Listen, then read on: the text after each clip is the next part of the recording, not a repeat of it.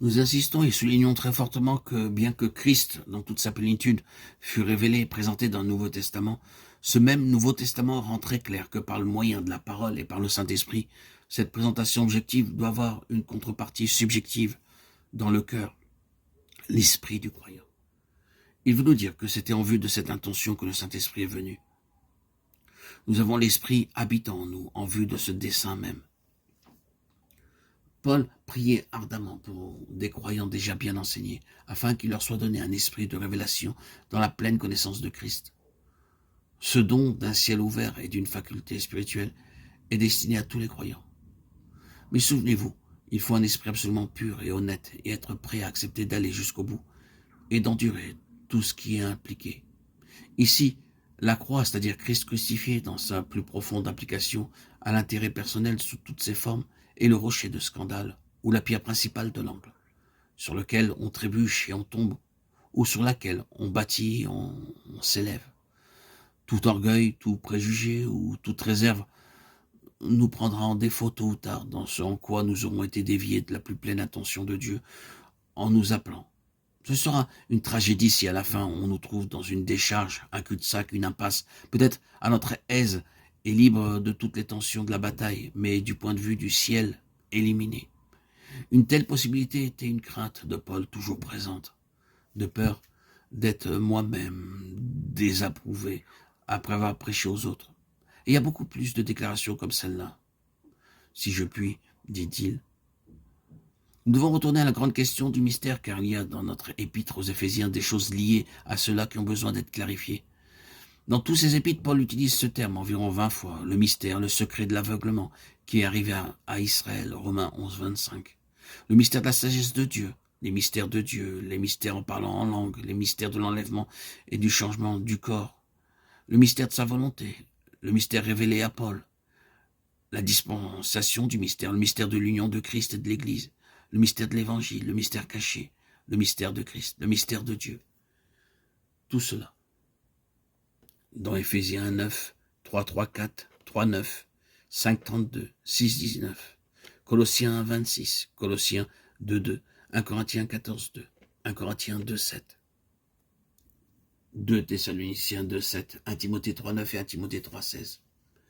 Il semble qu'il y ait beaucoup de mystères, mais si nous regardons de nouveau, nous constaterons qu'au moins, dans la plupart des cas, le mystère se rapporte en quelque manière à Christ et à l'Église. Il y a très peu d'exercice à ceci, et lorsqu'il est question de la conception particulière de Paul, ce n'est pas au pluriel, mais le mystère. Et invariablement, c'est en relation avec Christ en personne, et Christ corporatif. La chose suivante dont nous devons tenir compte à ce propos est le point de vue particulier de Paul. C'est d'en haut, 5 fois dans cet épître aux Éphésiens, il utilise l'expression dans les lieux célestes. 1, 3, 20, 2, 6, 3, 10, 6, 12. Et sous cette forme, cela ne se trouve nulle part ailleurs. C'est l'une des expressions de Paul les plus difficiles à comprendre pour quiconque d'entre nous.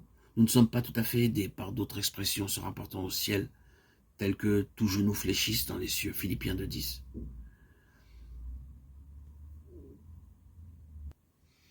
Le domaine présent et la nature des bénédictions du croyant trouvent dans les lieux célestes 1.3. Christ est présentement assis dans les lieux célestes, au-dessus de toute domination, de toute autorité, de toute puissance, de toute dignité, de tout nom 1.20.21. La position de Christ est présentée comme étant celle également de l'Église 2.6. Il y a des dominations et des autorités dans les lieux célestes, à qui leur est donné de connaître par l'Église la sagesse infiniment variée de Dieu. 3.10. La guerre de l'Église ne se situe pas présentement dans le domaine de la chair et du sang, mais dans les lieux célestes, contre des dominations et des autorités. 6.12. De quoi s'agit-il ici? Simplement de ceci. Il y a un domaine ou une sphère située au-dessus, autour du domaine matériel, sensible et tangible, où les intérêts spirituels sont suprêmes, où les activités spirituelles rivales se poursuivent. De grandes forces sont à l'œuvre dans ce domaine, et elles sont dotées d'une constitution, d'un système ou d'une organisation appropriée à cette intention. C'est un domaine divisé entre des principautés célestes et d'autres démoniaques. D'un côté, il y a à la fois de l'intérêt pour ceux de Christ et une coopération avec les intérêts de Christ dans l'Église. De l'autre côté, il y a non seulement une hostilité aiguë et implacable à l'égard de ces intérêts, mais un impact sur ce monde, ces ténèbres, dont l'intention est de détruire à la fois les gens et la terre en tant qu'héritage du Fils de Dieu. Nous savons que les éléments naturels situés au-dessus de la terre ont une influence puissante sur la vie physique ici-bas. De la même façon, il y a des intelligences et des forces spirituelles qui exercent une influence terrible sur la vie morale et spirituelle dans ce monde. C'est dans ce domaine que Paul voit plusieurs choses appartenant au mystère, l'un étant qu'au sein de la lutte, de la confusion et de tout ce qui semble le contraire, Dieu ouvre à la réalisation d'un dessein qui, parce qu'il est le maître absolu, ne devra pas simplement combattre des forces adverses, mais qui à la fois manifestera sa supériorité et amènera les forces adverses à servir à l'avancement de ce dessein. C'est la perspective à long terme et la vue de dessus des lieux célestes. Donc, parce que Christ a ressuscité, exalté et assis à la droite de Dieu, il représente inclusivement l'Église dans cette position. L'Église est assise ensemble avec lui dans les lieux célestes, c'est-à-dire pour le bien présent et final de sa souveraineté.